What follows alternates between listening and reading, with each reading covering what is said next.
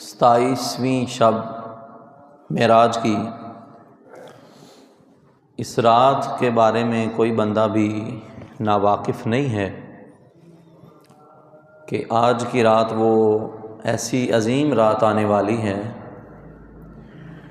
کہ جس رات کو اللہ رب العزت نے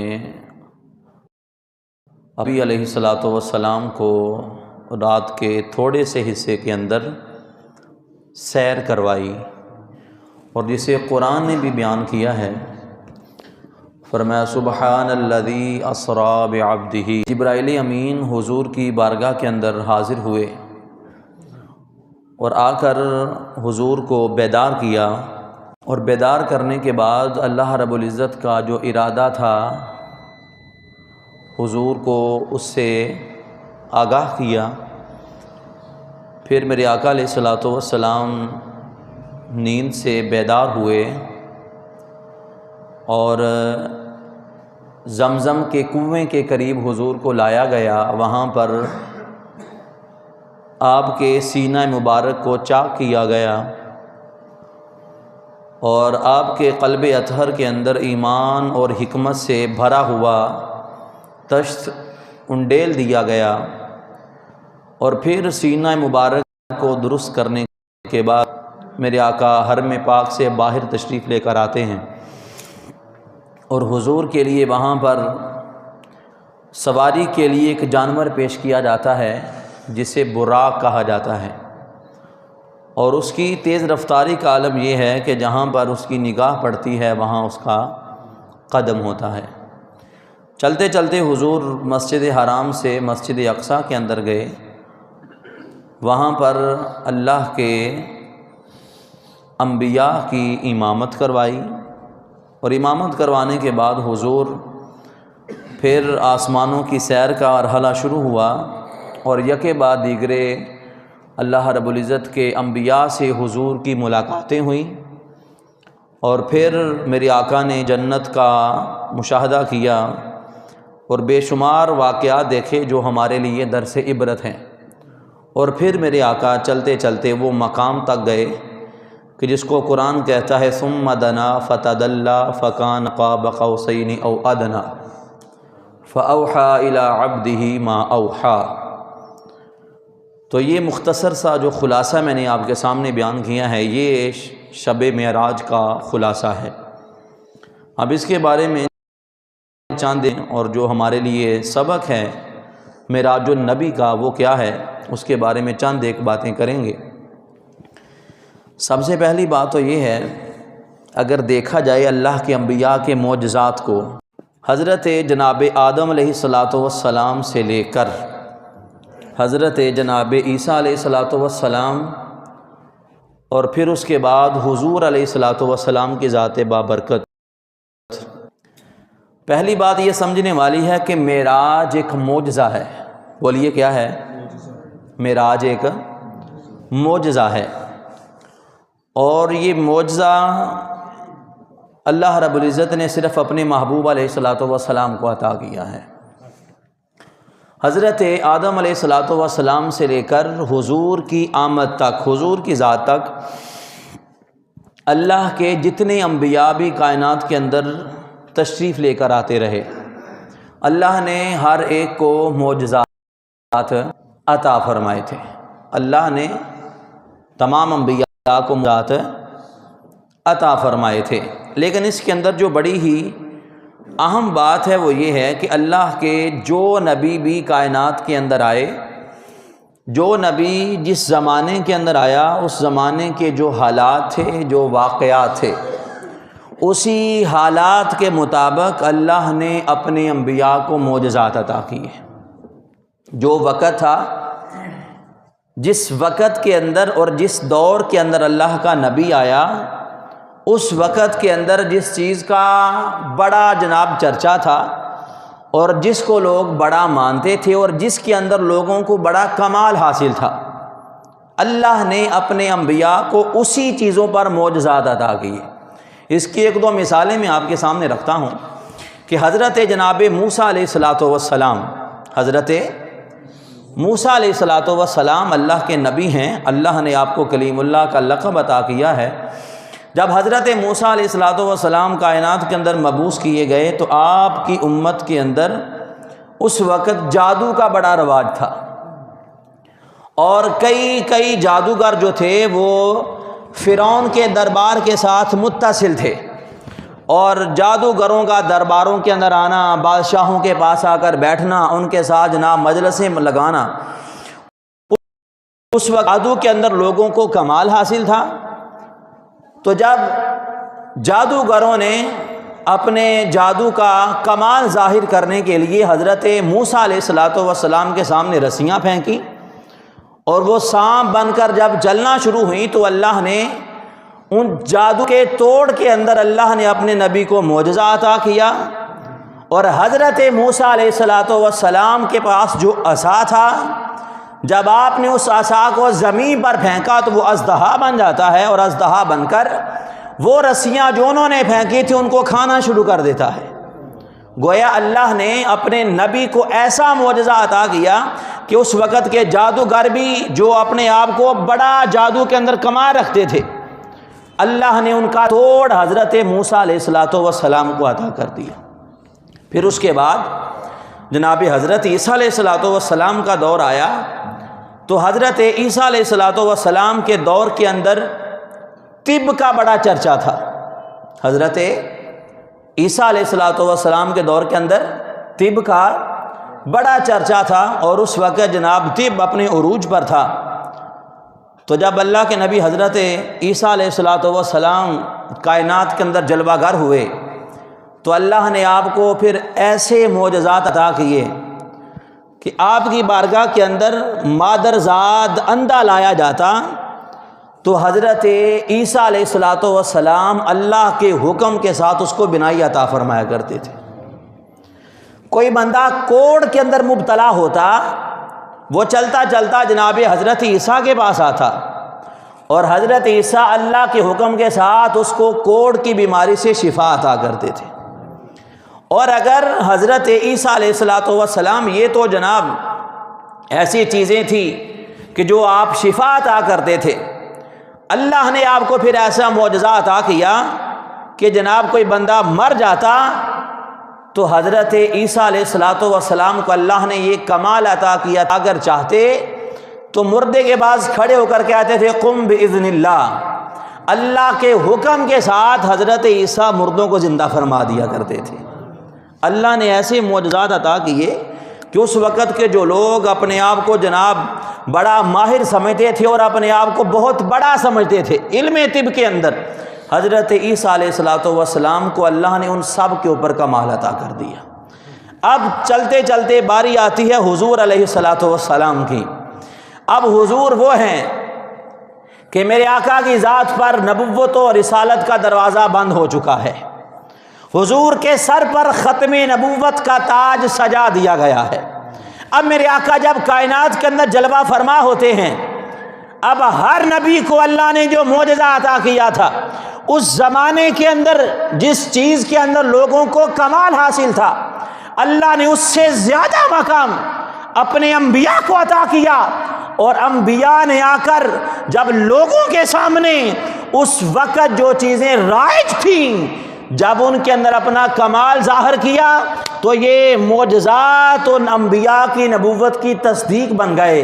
اب حضور نے کائنات کے اندر جلوہ فرما ہونا ہے۔ جب میرے آقا کائنات کے اندر، اب اللہ رب العزت کی ذات تو سب کچھ جاننے والی ہے، اللہ جانتا تھا کہ اس مصطفیٰ کی امت ایسی آئے گی، آئندہ زمانوں کے اندر لوگ اس قدر ترقی کر جائیں گے کہ چلتے چلتے امت مصطفیٰ چاند پر قدم رکھے گی۔ جب چاند پر قدم رکھے گی، کہیں ایسا نہ ہو کہ وہ یہ خیال کریں کہ آج ہم مصطفیٰ کے بعد 14 صدیاں گزر جانے کے بعد ہم چاند پر قدم رکھنے والے ہیں، ہم خلاؤں کی تسخیر کرنے والے ہیں، ہم نظام شمسی سے آگے گزرنے والے ہیں۔ فرمایا یہ کمال اللہ امت مصطفیٰ کو عطا کرے گا۔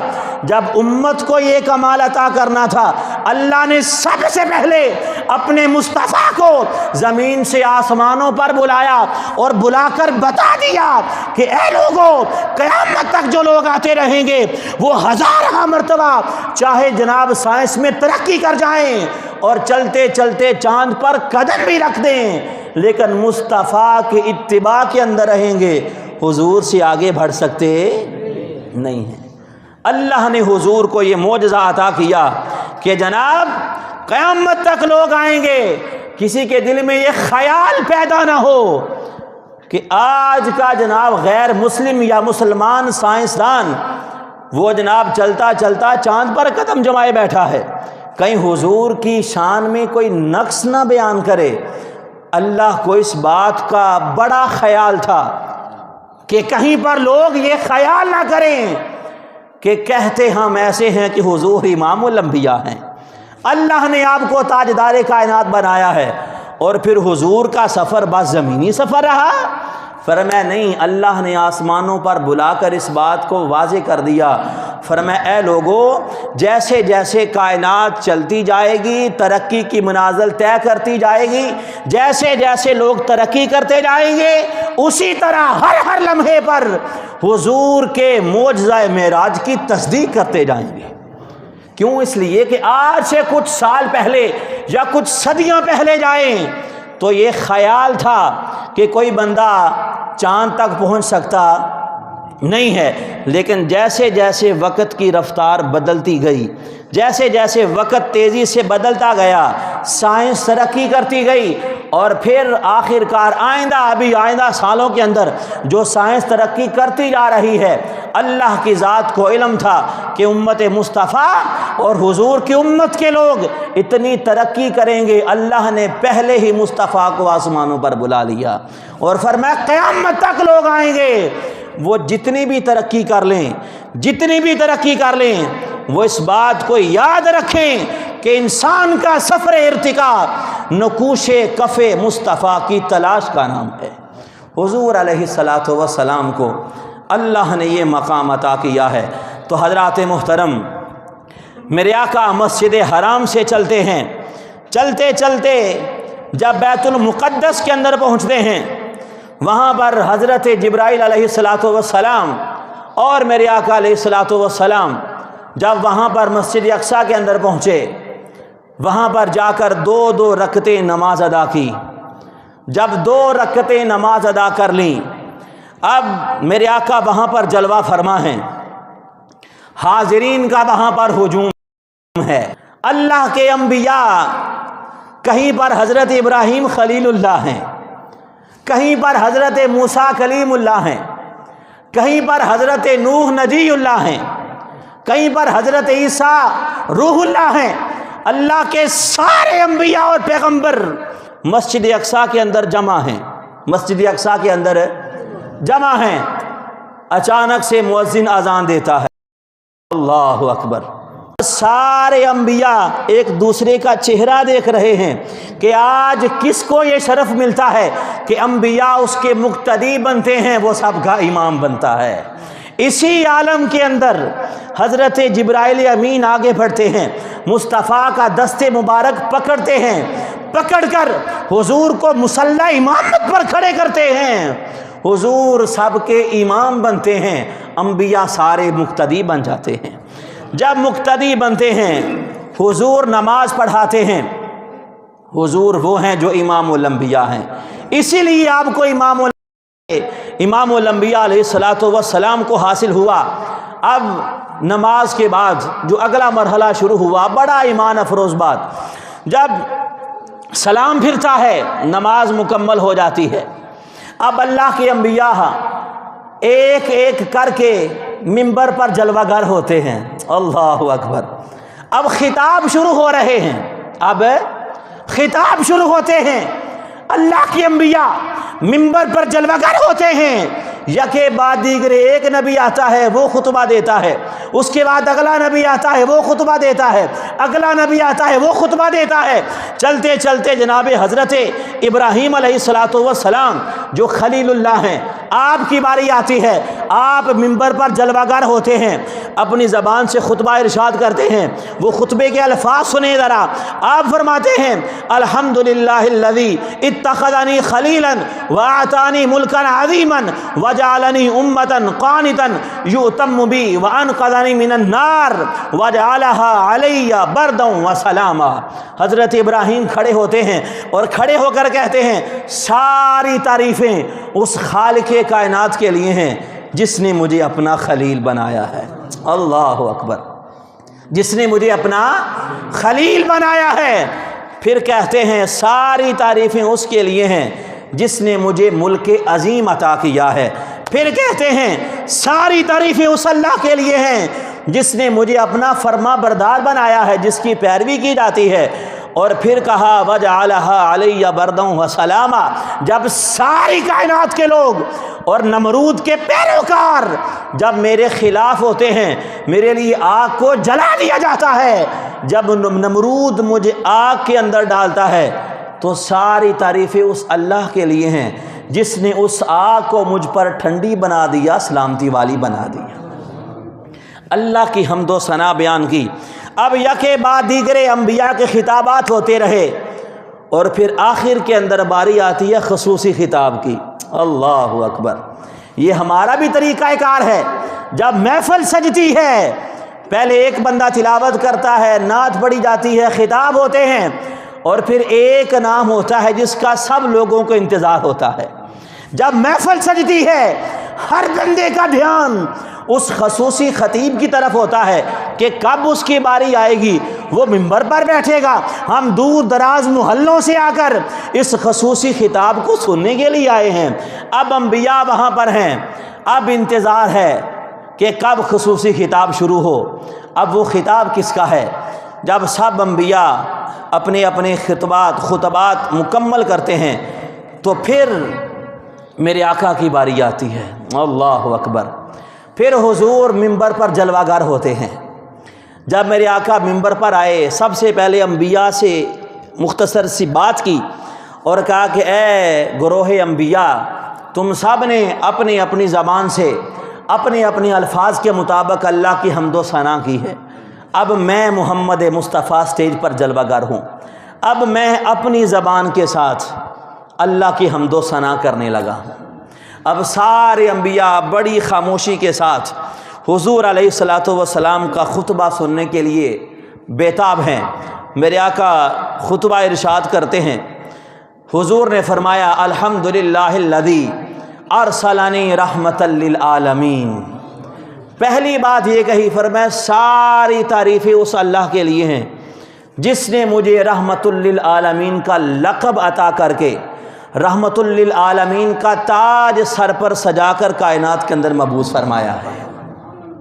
پھر کہا وکافۃ للناس بشیرا ونذیرا، کہ سارے انبیاء آئے، وہ نبی ایک وقت کے لیے ایک ایک قوم کے لیے نبی بن کر آئے تھے۔ فرمایا لوگوں سنو، خالق کائنات نے مجھے تمام لوگوں کے لیے بشیر بھی بنایا ہے، نذیر بھی بنایا ہے۔ اللہ نے مجھے بشیر و نذیر بنایا ہے۔ وَأَنزَلَ عَلَيَّ الْفُرْقَانَ، اور پھر اللہ نے مجھے قرآن جیسی عظیم کتاب بھی عطا کی ہے۔ فِيهِ تِبْيَانُ كُلِّ شَيْءٍ، اور اس قرآن کے اندر ہر چیز کی وضاحت بیان کی گئی ہے۔ وَجَعَلَ أُمَّتِي خَيْرَ أُمَّةٍ، اور اللہ نے جہاں پر مجھے مقام عطا کیا ہے، جہاں پر اللہ نے مجھے سب انبیاء کے اندر اعلیٰ مقام عطا کیا ہے، اللہ نے میری امت کو سب امتوں سے اعلیٰ مقام عطا کیا ہے۔ حضور اپنی امت کو وہاں پر یاد کر رہے ہیں۔ اللہ اکبر، کہا اللہ نے میری امت کو سب سے بہترین امت بنایا ہے، اخرجت للناس، جو لوگوں کے لیے نکالی گئی ہے۔ وجعل امتی وسطا، اور اللہ نے میری امت کو امت وسط بنایا ہے۔ وجعل امتی هم الاولون والآخرون، اور فرمائے میری امت والے ہی اول ہیں، میری امت والے ہی آخر ہیں۔ वशरह सदरी, अल्लाह ने मुझे जनाब शरह सदर की नेमत अता की है। और फिर फरमाया अल्लाह ने मेरे लिए मेरे ज़िक्र को बुलंद कर दिया है, और कहा अल्लाह ने मुझसे मेरा बोझ कम कर दिया है, अल्लाह ने मुझे फातेह भी बनाया है, ख़ातमुन नबीयीन भी बनाया है। अब जब हुजूर ने अपनी ये शानें बयान की, अपनी ये शानें बयान की, अब जब सारे खिताबात मुकम्मल हुए और हुजूर ने अपनी ज़बान मुबारक के साथ अपने मकामात और अपनी अज़मतों का ज़िक्र किया, अब हज़रत इब्राहीम अलैहिस्सलातु वस्सलाम दोबारा खड़े होते हैं। खिताब तो पहले कर चुके थे, अब दोबारा क्यों खड़े हुए? जब हुजूर अलैहिस्सलातु वस्सलाम ने अपनी अज़मतों का तज़किरा किया, ज़रा ख़याल करें और सोचें, आज अगर किसी के ज़हन के अंदर ये बात आए माज़अल्लाह कि नबी तो हमारे जैसे थे, नबी तो हमारे जैसे थे, और कुरान कह रहा है कि अल्लाह ने कहा मेरे नबी आप ऐलान कर दें मैं तो बस तुम्हारी तरह ही हूँ, लिहाजा हम भी इंसान हैं वो भी इंसान थे, हम भी बशर हैं वो भी बशर थे, वो तो हमारे जैसे थे। ये आज के बंदे की ज़बान से अल्फाज निकल रहे हैं। इधर हज़रत इब्राहीम की ज़बान से जो जुमला निकला वो सुनिएगा। जब हुजूर ने खिताब मुकम्मल किया, हज़रत इब्राहीम खड़े होते हैं और खड़े होकर अंबिया से खिताब करते हैं, फरमाए गुरोहे अंबिया बिहादा फुद्दिलकुम मोहम्मद, ये जो शानें और अज़मतें अल्लाह ने मोहम्मद मुस्तफ़ा को अता की हैं, जिनका ज़िक्र अभी अभी मुस्तफ़ा की ज़बान से हुआ है, कहा यही वो शानें हैं जिस शानों की वजह से अल्लाह ने मोहम्मद मुस्तफ़ा को हमसे भी आला मकाम अता किया है। अंबिया क्या कहते हैं?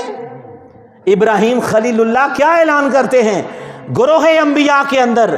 फरमाया अल्लाह ने सबको शानें अता की हैं, लेकिन अभी अभी जो खुतबा मुस्तफ़ा ने इरशाद फरमाया है, जो ज़बान से मुस्तफ़ा के अल्फाज निकले हैं, फरमाया इन्हीं अल्फाज और इन्हीं मकामात और इन्हीं शानों के बायस खालिक़े कायनात ने मोहम्मद मुस्तफ़ा को हम सब पर आला मकाम अता किया है।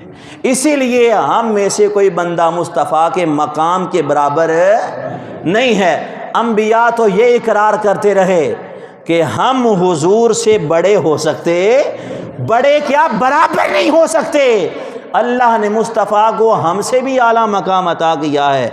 और बंदा कहे जी नहीं नहीं माज़ अल्लाह नबी हमारे जैसे थे, तो फिर ये बात समझ के अंदर आने वाली नहीं है। अंबिया इकरार करें कि मुस्तफ़ा जैसा कोई है ही नहीं, तो हुजूर जैसा फिर कोई हो सकता है? नहीं हो सकता। अल्लाह ने आपको ये मकाम अता किया है। तो हज़रात मोहतरम, उसके बाद फिर अगला जो सफ़र शुरू हुआ उसके बारे में आज रात महफ़िल के अंदर गुफ्तगू होगी। अब आखिरी जो बात है, जो पैगाम है मेराज मुस्तफ़ा का, जो हमें हुजूर के इस मेराज के सफ़र से हमें पैगाम मिलता है, वो क्या है? जो पैगाम समझने वाला है, याद करने वाला है। ये नहीं है कि जनाब एक साल के बाद रजब का महीना आया और वाक़या सुने और वाक़या सुनाएं और वाक़या मेराज को सिर्फ़ एक वाक़या समझकर हमने जनाब इग्नोर कर दिया। नहीं, ये वाक़या मेराज हमें कुछ सबक देकर जाता है, हमें कुछ दरस देकर जाता है, हमें कुछ समझा कर जाता है। वो सबक क्या है कि सरकार दो आलम अलैहिस्सलातु वस्सलाम ने अपनी उम्मत को, उम्मत मुस्लिमा को इस मट्टी और पानी वाली कायनात से निकाल कर उस जहान के साथ जोड़ा है कि इंसान बैठा मुसल्ले पर होता है, उसकी गुफ्तगू अपने रब के साथ हो रही होती है। हुजूर नमाज लेकर आए हैं, हुजूर है नमाज लेकर आए हैं। और जब बंदा नमाज पढ़ता है, मेरे आका का फरमाने आलिशान है, फरमाया एहसान ये है कि तू हालत नमाज के अंदर इस तरह से खड़ा हो जैसे तू अपने रब का नज़ारा कर रहा है। तो हुजूर ये पैगाम लेकर आए हैं कि मेरा उम्मती बैठा मुसल्ले पर होगा, लेकिन वो मुसल्ले पर बैठकर गुफ्तगू अपने रब से कर रहा होगा। ये हुजूर पैगाम लेकर आए हैं। और फिर मेरे आका अलैहिस्सलातु वस्सलाम ये पैगाम लेकर आए हैं कि हुजूर चलते चलते जनाब मस्जिद हराम से कदम उठाते हैं। पहला कदम हुजूर का जनाब मस्जिद अक्सा के अंदर है, उसके बाद अगला कदम हुजूर का आसमानों से उबूर करता जा रहा है حضور اپنی امت کو یہ سمجھانا چاہتے ہیں، یہ بتانا چاہتے ہیں کہ اے امت مصطفیٰ، دنیا کی رنگینیوں کے اندر مگن ہو کر نہ رہ جانا، اپنے آپ کو کاروبار کے اندر مگن نہ رکھنا، اور اپنے آپ کو دنیا کی مصروفیتوں کے اندر مصروف نہ رکھنا، بلکہ میں تمہیں یہ بتانا چاہتا ہوں کہ تمہاری اصل معراج یہ ہے کہ تم اللہ کی بارگاہ میں آتے جاؤ۔ تم ہو اس دنیا کے اندر، لیکن تمہارا تعلق اس جہان سے پار ہونا چاہیے۔ یہ حضور اپنی امت کو پیغام دے کر گئے ہیں، اور حضور نے فرمایا کہ جس طرح میں معراج پر گیا ہوں، اللہ نے حضور کو معجزہ معراج عطا کیا ہے، تو ساتھ ہی فرما دیا، فرمایا میری امت کے لیے بھی معراج ہے، میری امت کے لیے بھی بولیے کیا ہے؟ معراج ہے۔ حضور کیا معراج ہے؟ فرمایا نماز مومن کی معراج ہے۔ نماز پڑھنے والا بندہ ہو تو اللہ اسے بھی عروج عطا کرتا ہے، جو اللہ کی بارگاہ میں جھک جایا کرتا ہے اللہ اسے دنیا کے سامنے سر بلند کر دیا کرتا ہے۔ تو حضرات محترم، یہ معجزہ معراج ہے۔ اور پھر یہ بات سننے کے اندر آتی رہتی ہے، خیال آتا ہے، یہ خیال آتا ہے کہ جناب ذرا سوچئے تو صحیح کہ رات کا تھوڑا سا حصہ ہو، رات کا تھوڑا سا حصہ ہو، اور بندہ کہے جی کہ میں مسجد حرام سے نکل کر مسجد اقصیٰ گیا ہوں۔ کہاں پر گیا ہوں؟ مسجد اقصیٰ گیا ہوں، اور مسجد حرام سے مسجد اقصیٰ تک کا سفر اس وقت 1 مہینے کا ہوتا تھا۔ مسجد حرام سے مسجد اقصیٰ گیا ہوں، اس سے آگے آسمانوں کی سیر کی ہے، اور حضور کا فرمان عالی شان ہے کہ ایک آسمان کے بعد دوسرے آسمان تک کا سفر 500 سال کی مسافت کا ہے۔ اللہ اکبر! کتنا ہے؟ 500 سال کی مسافت ہے، ایک آسمان سے دوسرا، پھر دوسرے کے بعد تیسرا، چوتھا، پانچواں، چھٹا، ساتواں۔ خیال آتا ہے کہ اتنا لمبا سفر، اور بندہ آ کر اپنی زبان سے دعویٰ کر دے کہ جناب رات کے تھوڑے سے حصے کے اندر گیا بھی ہوں اور واپس آ بھی گیا ہوں۔ بات سمجھ کے اندر، بولیے بات سمجھ کے اندر نہیں آتی ہے۔ اب چلتے چلتے مصطفیٰ کے دروازے پر آئے اور کہا یا رسول اللہ، دعویٰ آپ نے یہ کیا ہے کہ رات کے تھوڑے سے حصے کے اندر میں سارا سفر طے کر کے واپس بھی آ گیا ہوں۔ یا رسول اللہ، بات سمجھ کے اندر نہیں آتی، بندہ جائے بھی اور جا کر واپس بھی آ جائے، ہمیں سمجھائیے۔ تو اللہ کا قرآن آ گیا، حضور نے فرمایا سفر معراج کا ذکر میں نے اپنی زبان سے کیا ہی نہیں ہے۔ اللہ اکبر! کیا کہا؟ میں نے نہیں کہا کہ میں معراج کر کے آیا ہوں۔ اللہ اکبر! کیا فرمایا؟ کہ تم مجھ سے پوچھنے کے لیے آئے ہو کہ رات کے تھوڑے سے حصے میں بندہ سفر معراج کر کے واپس بھی آ جائے؟ فرمایا کسی نے سنا ہے کہ میں محمد مصطفیٰ نے اعلان کیا ہو کہ میں معراج کر کے آیا ہوں؟ اللہ اکبر! فرمایا اعتراض کرنے والوں جاؤ اللہ کی بارگاہ کے اندر، کیونکہ دعویٰ کرنے والا محمد مصطفیٰ نہیں ہے، معراج کا دعویٰ کرنے والا خالق کائنات ہے، اور اللہ نے کہا ہے سبحان الذی اسریٰ بعبدہ، فرمایا میرا نبی گیا نہیں ہے، پاک ہے وہ ذات خالق کائنات کی جو اپنے بندے کو لے کر گئی ہے۔ فرمایا دعویٰ مصطفیٰ نے کیا ہی نہیں ہے، دعویٰ کس نے کیا ہے؟ خدا نے کیا ہے۔ جب دعویٰ کرنے والا خدا ہے تو پھر تم نے پوچھنا تو پھر خالق کائنات کے دروازے پر جاؤ اور اس سے جا کر پوچھو کہ وہ اللہ رات کے تھوڑے سے حصے میں لے کے جا سکتا ہے کہ نہیں لے کے جا سکتا؟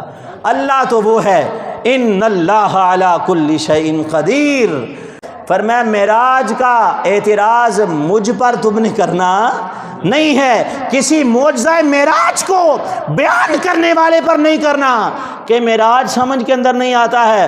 فرمایا اگر کسی کو اعتراض ہے تو وہ اللہ کی بارگاہ میں جائے، کیونکہ معجزہ معراج کا دعویٰ کس نے کیا ہے؟ اللہ نے کیا۔ اللہ نے کہا میں اپنے بندے کو لے کر گیا ہوں۔ اب جو بندہ انکار کرتا پھرے، اقرار کرتا پھرے، اس بات کو جھوٹا سمجھے یا سچا سمجھے وہ جانے اور خدا جانے۔ کیوں؟ اس لیے کہ اللہ کی ذات وہ ہے کہ جو اسباب کی محتاج نہیں ہے۔ آج ہم محتاج ہیں، ہم سننے کے لیے کانوں کے محتاج ہیں، ہم بولنے کے لیے زبان کے محتاج ہیں، چلنے کے لیے قدموں کے محتاج ہیں، لیکن اللہ کی ذات کسی بات کی محتاج ہے۔ وہ چاہے تو بغیر باپ کی حضرت عیسیٰ کو پیدا کر سکتا ہے، وہ چاہے تو حضرت ابراہیم کو آگ کے اندر بچا سکتا ہے، وہ چاہے تو جناب حضرت موسیٰ کے لیے سمندر کے درمیان سے راستہ بنا کر اسی سمندر کے اندر فرعون کو غرق کر سکتا ہے۔ فرمایا وہی اللہ ہے جو مصطفیٰ کو معراج پر لے کر گیا ہے۔ تو دعا ہے اللہ تعالی ہمیں حضور سے محبت کرنے کی توفیق عطا فرمائے، اور اللہ ہمیں معراج کے پیغام کو سمجھنے کی توفیق عطا فرمائے۔ آمین و